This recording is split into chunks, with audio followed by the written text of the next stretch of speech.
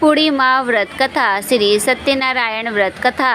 काशीपुर नगर के एक गरीब ब्राह्मण को भिक्षा मांगते देखकर भगवान विष्णु जी ने स्वयं ही एक बूढ़े ब्राह्मण के उस निर्धन ब्राह्मण के पास गए और कहने लगे, हे विप्रे, श्री सत्यनारायण भगवान मनोवांछित फल देने वाले हैं। तुम उनका व्रत पूजन करो, जिसे करने से मनुष्य सब प्रकार के दुखों से मुक्त हो जाता है। इस व्रत में उपवास का भी अपना महत्व है, किंतु उपवास से मात्र भोजन न लेना ही नहीं समझना चाहिए।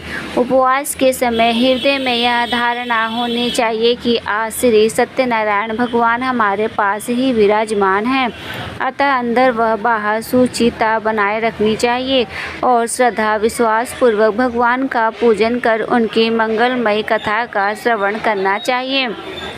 श्री सत्यनारायण की कथा बताती है कि व्रत पूजन करने से मानव मात्र का साम अधिकार है, चाहे वह निर्धन, धनवान, राजा हो या व्यवसायी, ब्राह्मण हो या अन्य वर्ग, स्त्री हो या पुरुष।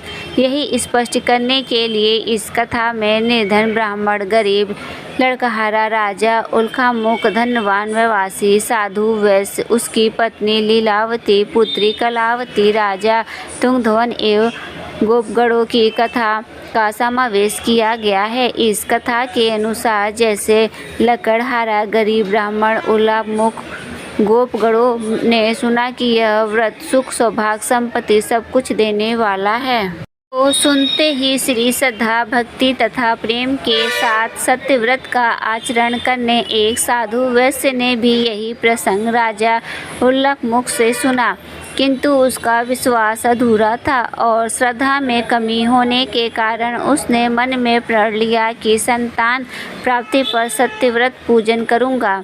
समय बीतने पर उसके घर एक सुंदर कन्या ने जन्म लिया।